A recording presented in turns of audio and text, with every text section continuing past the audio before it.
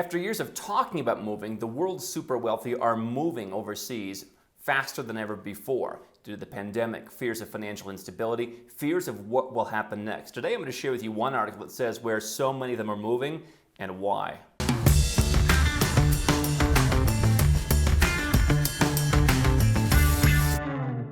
Hi, I'm Andrew Henderson. I'm the founder of Nomad Capitalist, where we help 7- and 8-figure entrepreneurs and investors legally go where you're treated best. You can learn more at nomadcapitalist.com. I'm going to tell you where the super rich are moving according to an article from ndtv.com. And I'm going to tell you, having spent a lot of time in this place over the last decade, exactly what I think you should make of this. So the article begins. When car dealer Keith O first read the Facebook message, he wasn't sure it was real. A Chinese client ordering an $830,000 Bentley, sight unseen, over the social network. They just asked for the price and when we could do the delivery. That's all, he said. It's $1 million to us, but probably nothing to them. The quick sale was the latest sign of a wider trend. Money is sloshing around Singapore like never before. As the coronavirus pandemic hammers Southeast Asia and political turmoil threatens Hong Kong, the city has become a safe haven for some of the region's wealthiest tycoons and their families. I would add, as well as people from other parts of the world, for Americans who are giving up their citizenship and more. For rich people who can decide where they want to live and settle down, Singapore is the place of choice right now, says Stefan Rebkow, who founded the Wealth Management Alliance in 2015 after 4 years at a private bank. He said 2 of his foreign clients have become residents in the past 12 months and more are on the way. Singapore has been a large draw for wealthy Chinese, Indonesians, Malaysians who would come for short trips to shop, play baccarat at the casino, or get medical checkups at world-class clinics. Mount Elizabeth Hospital, Orchard, just steps away from flagship stores like Gucci and Rolex, features a UAB privilege center in the lobby. And the article goes on talking about how the pandemic has encouraged all these people to go. Now, certainly I think that there's a bit of a dichotomy in parts of the world where you will see people in some emerging countries fail to see their country for having the services that it does. If you live in Malaysia, you can go to Singapore for healthcare, but I personally think you don't need to.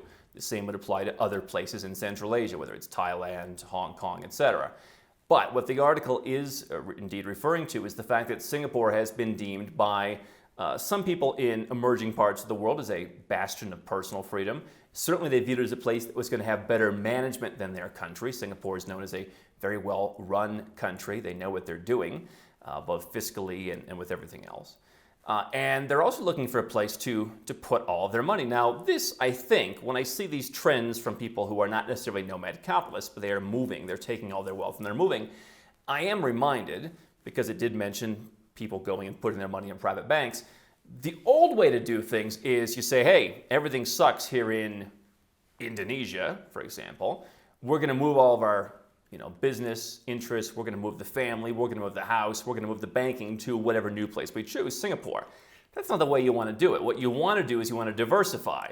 And if you're going to live in a place, you certainly want to have assets that are somewhere else, preferably on a whole different continent. You can look at the Americas, Europe, Asia. Those are the main continents. I suppose New Zealand for some holds some appeal as a asset protection haven. But if I'm going to live in Singapore, I'm not moving all of my banking there. Now, perhaps some of these people aren't, but it sounds to me like disproportionately people are moving everything to Singapore. And that may have worked 25 years ago, but it's not the way that you should do it today. You want to have the bank account in Switzerland. You want to have the bank account in the United States, for example, if you're the wealthy, ultra-wealthy Chinese or Indonesian guy. You want to have the bank, or Canada. You want to have the bank account where you live in Singapore. You want to be diversified, have the gold stored somewhere else, have some property somewhere else, etc. All right, so that's the first observation. However, for people who are standing by and looking, this is not just about the super wealthy. We have seen, of course, here at Nomad Capitalist, 4- and 5-fold, probably even more actually, interest, but at least 4- or 5-fold interest in people moving overseas, because what the last year has done, as we've talked about, is shock people. People say, I'll leave when things get bad enough. Fortunately, some people actually said, all right, this is bad enough. Australia is locking us in the country. We can't leave. Oh, and if you had left, you can't come back. Maybe that's what bad enough is. And they're finding other places. Now, Singapore is not perfect. There are things that you may not like about Singapore. There are things where Singapore does not rank number one. That's why you want to treat the world, which is more competitive than ever and open for your business, as a buffet. And so if you want to live in Singapore because you like the stability, the pretty much total lack of crime. The beautiful surroundings, everything's perfectly manicured, everything works. The post office not only works, but they're nice there. Everything just works in relative harmony. At least that's the image. Now you can find some of those things somewhere else. You can find close to zero crime in the Republic of Georgia, for example. I doubt a bunch of Indonesian billionaires are going to move to Georgia, as much as it may be an interesting place to invest for them. But if you like that about Singapore, then by all means go and do it. For Westerners, whom we primarily talk to here, understand that Singapore is now a 7-figure price tag to get into. When Malaysia suspended their MM2H program last year, they were at a 5-figure price tag. Other programs in the region for investment are, generally speaking, a 6-figure price tag to get in. There are some that are cheaper than that, but some of the other big ones, Thailand, for example, 6-figure investment if you want to get in. Singapore is at the next level. They are 7 figures, and they have some requirements. And you know what? It's not as easy for everyone to get in as it once was. And so as I'm talking about people saying, get out before, I'll get out when things are bad enough, understand that when things are bad enough, your competition is increasing. And I think what a lot of people from the West perhaps don't take into account is they'll watch TV and they'll say, oh, Hong Kong, everyone must want to flee there. In reality, I know a lot of people who are still in Hong Kong and have no plans to leave. Some of them are getting plan Bs, but many of them plan to stay there. But okay, you think, okay, everyone's leaving Hong Kong. Everyone's leaving wherever you see on TV. Well, where do you think they're going? They're going to the same places that you're considering. They're looking at Singapore. They're looking at New Zealand. A lot of them do look at the UK and places like that. They're doing golden visas on the European continent. Some of them are going to the US, but that interest is not really keeping up the pace from what I can tell. So you have to understand how many people out there are increasingly wealthy. The number of billionaires in China has risen dramatically. It's not that far off from the number of billionaires in the US. And of course, it's not just billionaires we're talking about. There are plenty of people, whether it's through cryptocurrency, through businesses surging, businesses like ours where the pandemic has fortunately or unfortunately been very good to them. They have a lot of assets now and they want to take their capital and they want to take their families where they're treated best. And so lots of people out there have plenty of money. When people come to me and say, I think maybe the price for citizenship by investment will go down. I think the price for some residence programs will go down. What we generally see and what you've seen us talk about just over the last year, forget the last 8 years, is residence and citizenship programs generally either go up in price, sometimes dramatically, or simply go away. And then you get either kicked over to a more expensive program in that country, or there simply is no program in that country anymore. And certainly some of the easy options are some of the first ones to go. You look at Hong Kong, for example. Many years ago, they got rid of an investment scheme where you just put some money in bonds or stocks or the bank even, and you can go in there. Now it's much more complicated. Panama, Malaysia, Montenegro, all kinds of countries making things more difficult. And so, what I love about this story of Singapore is they're still competitive. They're a small country. I like small countries. I talked to President Mikhail Saakashvili, who had come in and turn around Georgia when he spoke at Nomad Capitalist Live, and I said, I just love small countries because you can maneuver more.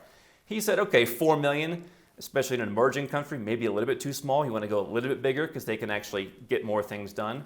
But these countries need to be competitive. Singapore needs to be competitive. That said, when I was there in 2013, I wrote on nomadcapitalist.com, this is your last chance to get in before they dramatically make it difficult for entrepreneurs, for example.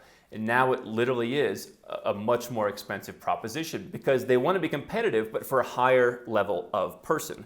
And so as I've always said, number one, lock in the kind of strategies that you want right now. You may not have to live in the safe haven that you establish. Go and lock in your safe haven right now. Don't put all of your eggs in one basket. Number two, perhaps establish several different safe havens. If 7 figures is too much, listen, I have people who have $100 million and they're like, invest $2 or $3 million, feels a little bit uncomfortable. I don't know. Is that urgent? I also have people who have $10 million and want to invest $2 or $3 million. So you have to figure out how much you are willing to invest. Understand no one place is perfect. Understand you have to be diversified. But here's a story of a guy just messaging, hey, send me the $1 million car. 1.1 million Singapore dollars, about 830,000. You probably knew, by the way, if you know Singapore, you probably knew when you heard about the $830,000 Bentley. We're not talking about the United States or anywhere like that. But I think also more importantly is this idea that some people, even some people who watch Nomad Capitalist, I understand, but everyone still wants to come to the United States. These people don't. They don't for tax reasons. They don't because they don't feel safe there. they are increasingly saying, where are the true safe havens, where crime is down, where I'm not going to get shot at the grocery store, where I'm not going to pay through the nose in tax, where I'm not going to have risks of the society, the culture, the tax situation getting worse. They're not going to try and take part of my wealth, right? They're going to have good education for my children. I take a little bit different approach. I could live in Singapore. In Asia, I've chosen Malaysia. To me, it's a nice blend. I think for a lot of Westerners who, are not looking for some of the flash, Malaysia or other examples like that in the world could be a good fit. But this is your competition. This is who is driving up the price of some of these things. This is who is giving the countries, small countries that want to be competitive, impetus to say, as Australia just did, $1 million higher if you want to move to Australia through the investment program, right? Why? They can. Because there are so many people that probably you don't even see who are doing this. This is why, whether the programs go away or not, we've talked about many that have gone away, become more expensive in the last year. You want to lock it in. Ask yourself, do I want the Singapores of the world as my strategy? I've talked about the global citizen sandwich.